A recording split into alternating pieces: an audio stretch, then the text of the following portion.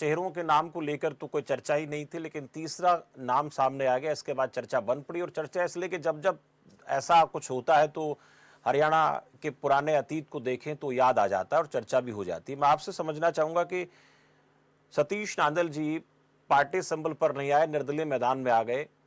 इससे क्या आपको प्रतीत होता है कि निर्दलीय आने से कुछ और लोगों का समर्थन, जिसमें दूसरी पार्टियां भी हैं, निर्दलीय तो साथ में थे ही थे, उनका समर्थन तो है ही, और कांग्रेस को लेकर जो एक आरोप लगता रहा है कि कांग्रेस के अंदर ही पार्टी के भीतर घात हो जाता है, लेकिन बीजेपी को कई आशंका थी कि ऐसा पार्टी सिंबल पर आते हैं तो दिक्कत भी हो सकती है, ऐसा क्यों? ऐसा शमशेर जी, जी। भारतीय जनता पार्टी जो भी खेल खेलती है वो पुख्ता खेल खेलती है। पार्टी सिंबल पे पार्टी सिंबल पे अगर यहीं 37 की बजाय 30-31 एमएलए कांग्रेस के होते तो पार्टी सिंबल पे भी आ सकते थे। लेकिन सतीश नांगल ने इंडिपेंडेंट अपने आप नामांकन भरा है, ये मैं कम से कम मानने को तैयार नहीं हूं। जी। आज जो 3 निर्दलीय उनके साथ गए, उनकी कोई हिम्मत नहीं है कि वो अपने आप सतीश नांगल का पर्चा दाखिल करवाने के लिए, उनका नामांकन पत्र करवाने के लिए वो चले जाएं। उनको निर्देशित भारतीय जनता पार्टी ने ही किया है। एक तो ये बात है। दूसरा, अगर सतीश नांगल इंडिपेंडेंट आते हैं तो इनेलो के 2 वोट हैं, वो उन्हें 2 वोट देने में शायद कोई इतनी दिक्कत नहीं होगी, क्योंकि वो, जैसा कि इनेलो के प्रवक्ता भी, इनेलो चाहे जो भी राजनीति उनकी हो, वो ये भी शो करना चाहेंगे भी वो भारतीय जनता पार्टी और कांग्रेस से बराबर की दूरी बनाए हुए हैं।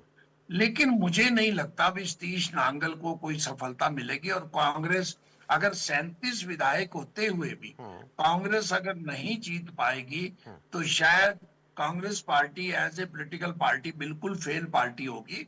और दूसरा, 37 विधायकों में से कम 8 विधायकों को तोड़ना फिलहाल संभव नहीं है, समय भी नहीं है। 3.5 साल का समय अभी बाकी है।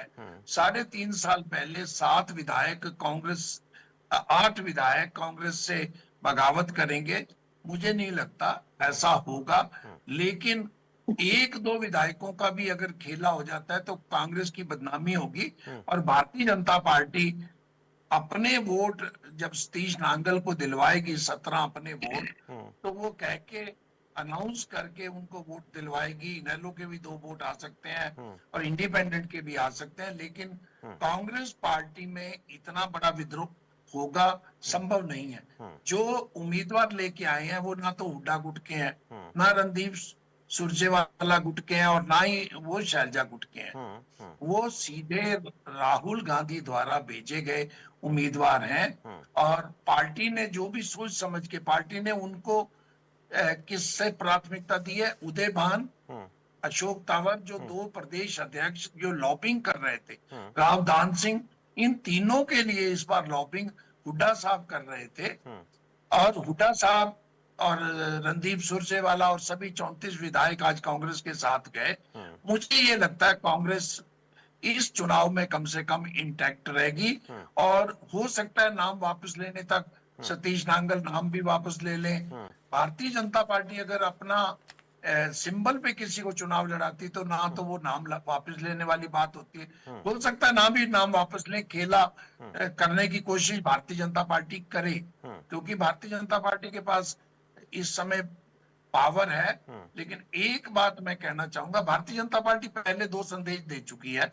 वो एक अच्छा संदेश है और एक इनके लिए बुरा संदेश है। अच्छा संदेश ये है, संजय भाटिया को उम्मीदवार बनाना, एक अपने मूल कैडर के व्यक्ति को उम्मीदवार बनाना बहुत अच्छी बात है।